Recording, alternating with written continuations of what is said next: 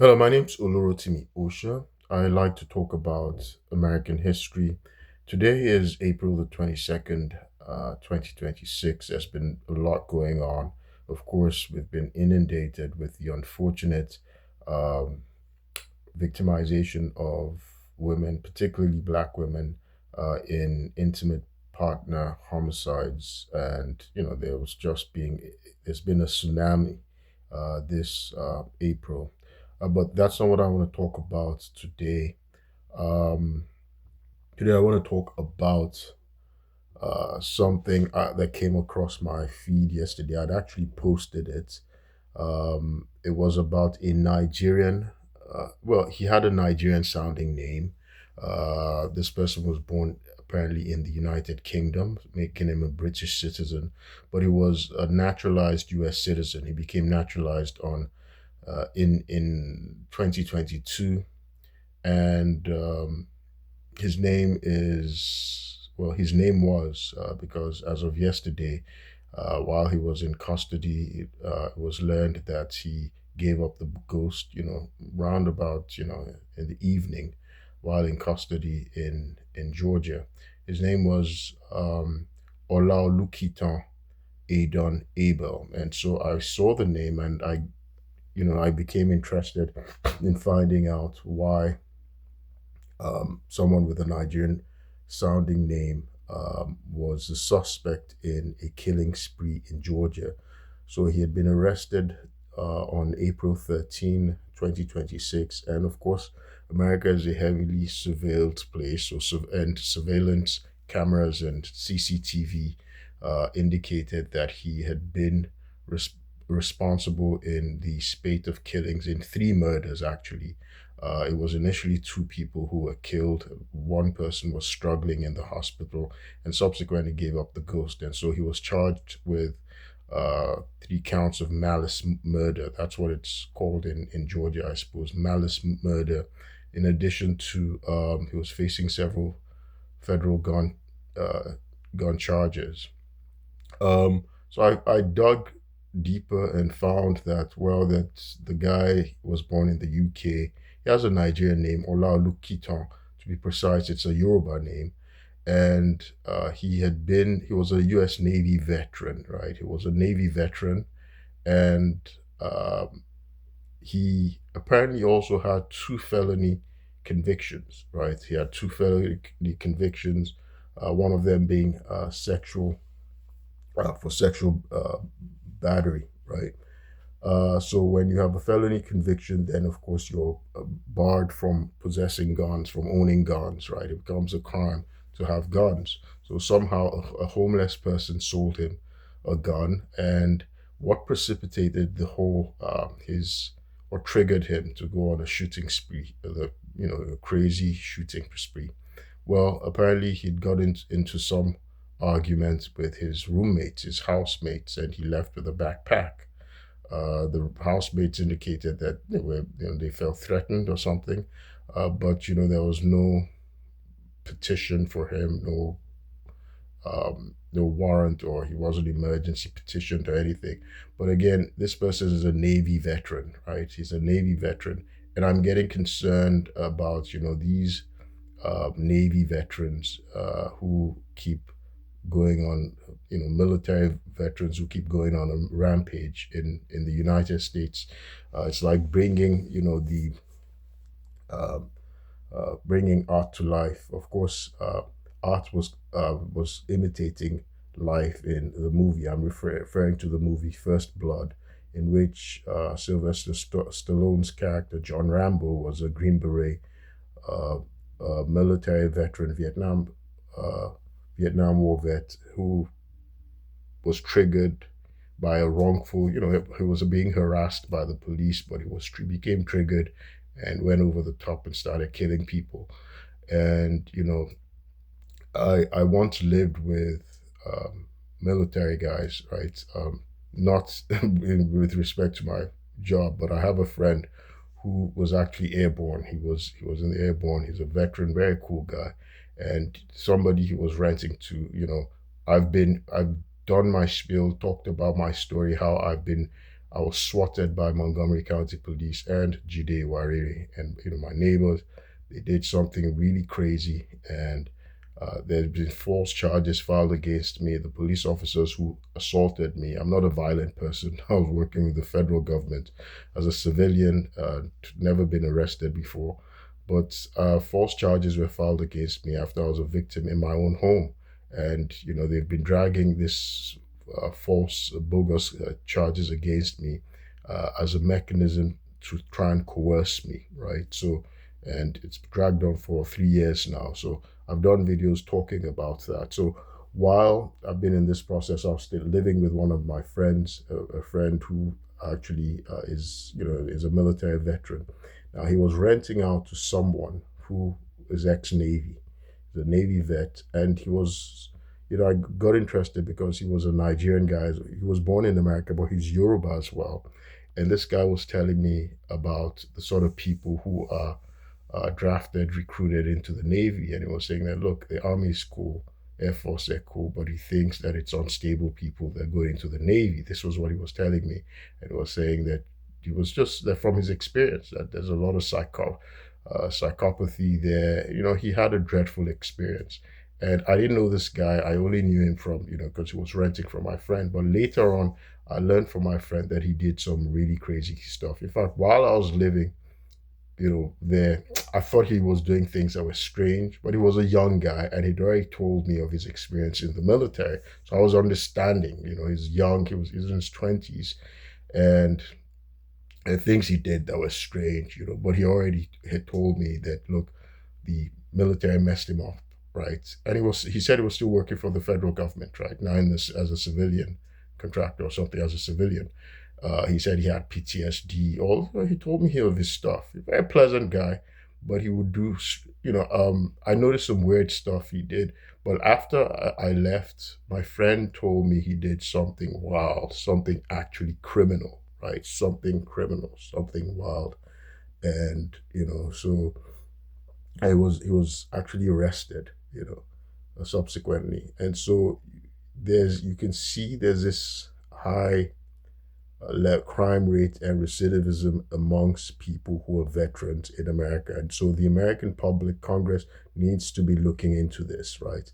I was swatted by the US Navy. I was initially harassed by members of people who were in the military, by the military US Navy. I filed a complaint. That's my constitutional right to petition, right? And next thing, they scheduled a pretense, a fake appointment, right, with me to try and recruit me onto the military side. This was what was supposed to be happening on May 16, 2023, when I was swatted. I was locked in my home. They had spread disinformation to my neighbors that I was a criminal holding a woman hostage. Meanwhile, they had me thinking that, okay, that they're actually taking me through some kind of recruiting process, right? I have all evidence of an email. I told my friends, and unfortunately, I have the email appointment evidence, right? Subsequently, I was actually offered a job again at the Pentagon. There was just all sorts of crazy stuff going on. And you're wondering, what are they doing? Are they particularly targeting people who are foreign borns, people who are Africans, new Africans, unlike, I'm not talking about the African American descendants, right, of slaves, but maybe new Africans. Because this boy told me, this boy was in his 20s. He was born in America, but he too has a Yoruba name. And I got interested in talking to him, learning about his experience in the Navy. And he told me it was crazy, that if he could sue them, he'd sue them. This was what he was telling me, that, that they destroyed him, and he was a pleasant guy, just a kid, right? Just a kid. And apart from him, my own cousin, who was born in America, very bright, good boy, he's a Marine vet, right? He's a Marine vet. I'm not going to go into the details out of respect to because it's my family. He's actually my blood cousin. But there's stuff that happened to him as a Marine, right? So what's really going on? Are they targeting people with African names, people, in the US military? Are they psychologically damaging them? Are they doing things very harmful to them, which is illegal, right? This is something we have to think about. But anyway, back to the story I was discussing today. Um, so the reason why I'm also bringing up this is because I posted the story of the guy with the Nigerian sounding name who was born in the UK, a U.S. Navy veteran, and who went on a killing spree, killing three people, and was facing 3 counts of malice murder charges in Georgia, apart from other gun related charges. Now, it turns out, as I said, as of yesterday evening, he was discovered unresponsive. He'd passed, he'd passed on. He died in his cell. Now, if someone, when he was taken into custody, um, did they not at some point make a determination that he should be on suicide watch, right? That this person has a high risk of killing himself. Why did they not put him on suicide watch? Because they're saying there was no foul play. And, when any jail, any law enforcement department in America takes someone into custody, they should make sure that person is alive, right? So they could face trial. They're not supposed to die. They're not supposed to be killed. Because there used to be a time, there was America has a history, especially in the South, when minorities were taken into custody, they had lynch mobs who would raid the police stations, the jails, and they would hang them, right? They'd give them execute jungle justice. I've done videos discussing the execution of Leo Frank, right, who was a Jewish guy whom a mob, including a judge was amongst the mob. They raided the jail and they hanged him, right? So this is what went on in the South, right, in the 20th century. Now we're finding that people awaiting trial are giving up the ghost while they're in custody. Are they killing them? That's another issue. But with respect to this guy, I can never subscribe to supporting criminals, right? Anybody who commits a crime should face the consequences. But I don't subscribe to law enforcement fabricating and falsely charging innocent people with crimes or targeting people or entrapping people. Now, I'm not talking with respect to this guy, Adon Abel, or Olaolukitan Adon Abel, who's deceased now. I'm not talking with respect to him. I'm not saying he was targeted. He was clearly, the CCTV evidence, the cameras, everything clearly points to him that he was the one who went on the shooting spree and was killed these three people, right? Unfortunately, he mysteriously he's given up the ghost. We don't know if he did it, if it was for self-inflicted, if it was suicide, or if it was foul play. Again, the media indicates, from where I saw it, I read it on CNN. I got the information on CNN News. It indicates that it was excuse me excuse me, there was no foul play. That's the indication so far. Again, anybody who's in custody should not be killed. We don't know what's going on. There are people who can kill someone and they could stage the scene. They can stage the scene and make it look like, well, they died of natural causes. They're drugs that they can give you that it's hard to trace, right? You can't trace them unless you know what drug it is precisely, right? And then you can look for its constituent elements, right? So there are ways that people can be killed, right, without leaving a trace, and by stage, deaths can be staged. Another reason why I was actually concerned about this particular case is because I noticed a flurry of activity on the internet, on social media, including the DHS websites. And of course, they were calling him a monster. What he did was monstrous. And then they went into the discussion on illegal immigration. First of all, this guy was not an illegal immigrant. He was actually a naturalized citizen, right? Once you become a naturalized citizen, you forget that whole immigrant stuff. So they're calling him an immigrant, that this was an example of the immigration crisis, blah, blah, that they're letting criminals, he had 2 criminal convictions. Now, before he became a citizen, right, If they couldn't find at the time prior to his citizenship, his naturalization, or even obtaining his green card, if they couldn't find that he was a criminal prior to that, I don't know how they would find that he was a criminal after he became a citizen, because it's not new. It's always been part of our laws that the U.S. will not naturalize criminals, at least since the 1965 Immigration Nationality Act, right?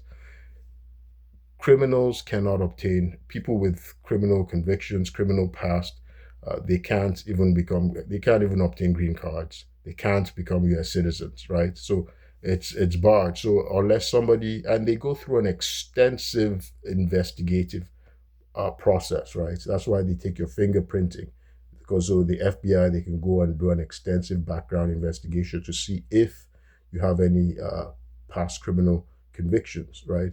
So that's why he cleared that. That's why he joined the military. He was a Navy veteran, right?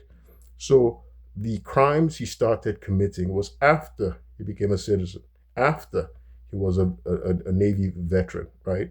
Because the Navy would not take him if he had been convicted of felonies, right, prior to them, recruiting him. That would not happen. So he committed these crimes after he became a naturalized citizen, after he became uh, uh, after he became a Navy uh, a Navy recruit or enlisted person or whatever it is he was. After he joined the Navy, he committed those crimes after his service in the Navy. Now, and I think another reason why this sort of is, concerning for me is because traditionally Nigerians are known to be very law abiding in the United States, right? They're known to be law abiding. I remember when uh, there was the rancor about banning Nigerians from visas and everything, immigrating to the US. There were people in the media, pundits, who were talking about how Nigerians actually have a very low, and other Africans, and Africans particularly, have a very low crime rate compared to Americans, right? We don't want any criminals, amongst the immigrants whatsoever in any event. But there's it's virtually impossible to have 100% rate of anything, right? So you can't have 100% incidents, of any event. So I guess you can expect that, well, immigrants will be 100%. There'll be 100% non-criminals, right? There'll still be people who fall through the cracks. That's uh, not that they will fall through the cracks by concealing their past, right? That they will conceal their criminal past, not that way. But I'm talking about in terms of character, or maybe they come here and something about America morphs them and makes them become criminal. Like I've been doing videos, and I'm going to continue with my video about the madness in America, right? There's a mental health crisis in America.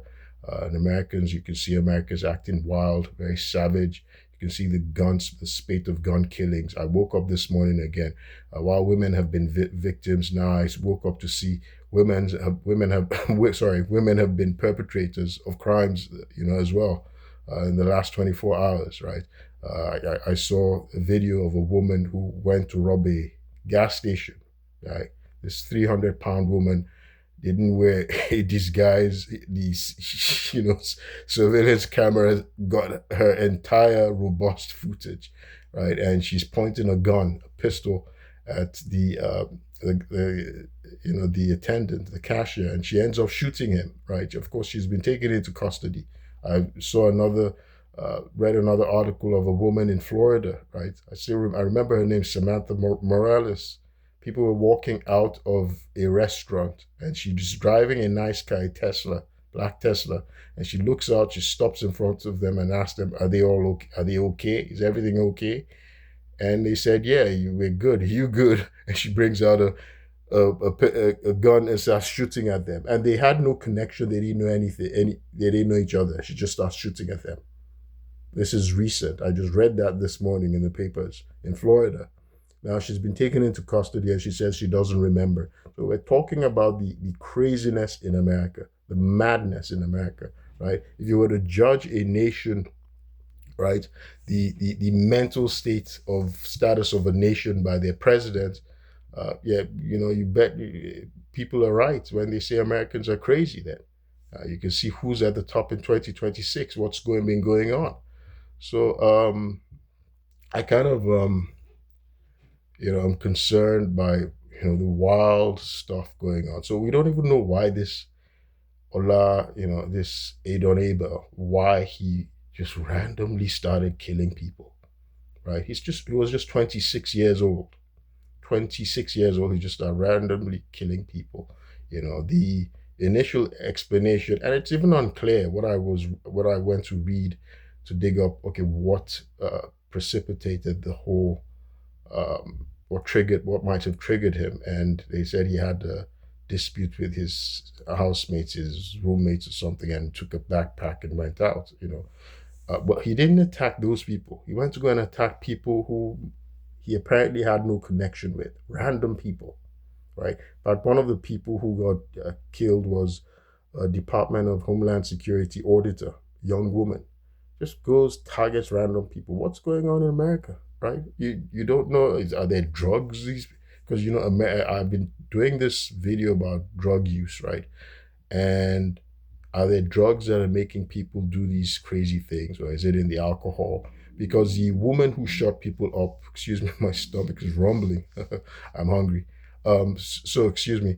The woman who shot people up coming out of a restaurant, apparently she admitted that she'd had 3 alcoholic drinks, right? And she said she didn't remember anything. So is there stuff they're putting in alcohol in America that's making people act crazy? What's going on? You know, um, and it's concerning for me because things like this go on to affect the status of who gets to come to America, immigrants, visas, and things like that. Again, all over on the DHS social media handles, they were, attacking immigrants, blah, blah, blah. And people were trying to defend immigrants. There was a decision because there was an argument, right? The dispute that was um, this guy, the Adon Abel guy who has a Yoruba name, that he is an immigrant from one of the supposedly good countries that Donald Trump wants, right? He's an immigrant from the UK. But because he's black and African descent, the person was saying no, somebody else was responding and saying no, he's African, even though it says that he was born in the UK, right? Of course, we know the leader of the Tory party, the Conservative Party, is Nigerian descent. She's Yoruba descent. Right? They say she denies her Nigerian heritage, but she embraces her Yoruba heritage. She's Yoruba, right? She's Yoruba, but she was born in the United Kingdom, right? And you have a lot of people like that in the UK. I have cousins like that who are British citizens. I have cousins in the UK. My best friend, my friends, they live in the UK. They're British citizens as well. So, in fact, I think the largest population of Black people in the United Kingdom are actually Nigerian now. No longer from the Caribbeans, but now actually from Nigeria. Um, but so you see, a tragic incident like this. It gives zest. Uh, it revs up the xenophobes, right? The xenophobes and the racists. They use it as an opportunity, which shouldn't be the case, right? By the way, after you're a naturalized citizen, if you commit a crime, you go to jail, right? You commit a crime, you go to jail, and Nigerians particularly, they were remarkably absent uh, with respect to violent crimes or terrorist activities until, and that's an isolated case, until the Christmas underwear bomber, is it Umar Farouk or what, Abdul Muttalab, whatever his name was, the when he wore bombs in his in his underwear on December 25, 2009. That's an isolated event. He was a radicalized Islamist, and he's an isolated case. But importantly, let's make sure that when people are taken into custody, they are not they do not die in custody, right? Again, our law enforcement agencies, many of them, they're corrupt. Many of it, and it's the whole violence. We have to do something about violence in America, right? When people go into the military, they there's this premium on violence, right? They're experts in violence, so when they come out, they're still violent people, right? They resolve matters through violence, and you can see from ostensibly a minor dispute, this guy who was trained in violence by the United States military goes on a killing spree, right? Just like the movie Rambo. But the thing is, he targets people who did nothing to him, people he doesn't know. So let's, hopefully investigators. I love watching forensic files, and they are able to resolve things in an expert way. So hopefully, the investigators who are very good on forensic files, they are able to get to the bottom of this senseless killing by this guy Olaolukitan Adon Abel. Why did he go on a random shooting spree? What's going on? My name's Olaolukitan Adon. Something else I also wanted to touch on was something that came up on my feed because President Trump had uh, apparently recently placed Nigeria on a list of 19 nations that were being banned for temporary non-immigrant visas, and this would, of course, it was said it is said that it was supposed to affect even immigrant visas as well, such as the K1 visa. K1 is a fiance visa. It starts as a non-immigrant visa, but it allows a foreigner married to an American citizen to come and or a fiance who's getting married to an American citizen to come to the U.S. and marry their American citizen spouse and get into the immigration process to become a permanent resident of America. So I saw in my feed this person, a Nigerian female, who said she just got her K1 visa, um, and she'd applied 13 months ago. And I remember when I heard of the presidential proclamation of the 10998 by President Trump, which apparently banned nations trying to come to had a blanket visa ban on nations trying to come to the US because they apparently overstayed their temporary visas, and you know, and this was supposed to affect even immigrant visas as well. This is how it was explained to me. But so I went to read and did my research, and I thought, I thought they said they're banning people. Um, and the presidential proclamation had banned people who were on the K1 visa as well because it's a non-immigrant visa, right?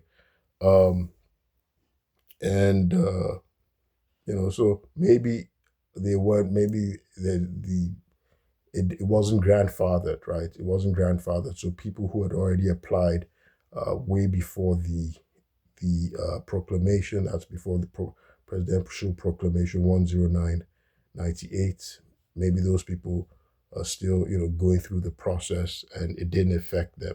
So maybe it's a law that wasn't grandfathered. I'm not clear on this, but in any event, uh, again, I'm going to continue my spiel. What I'd say about Nigerians, learn to stay home. You don't know what's really going on.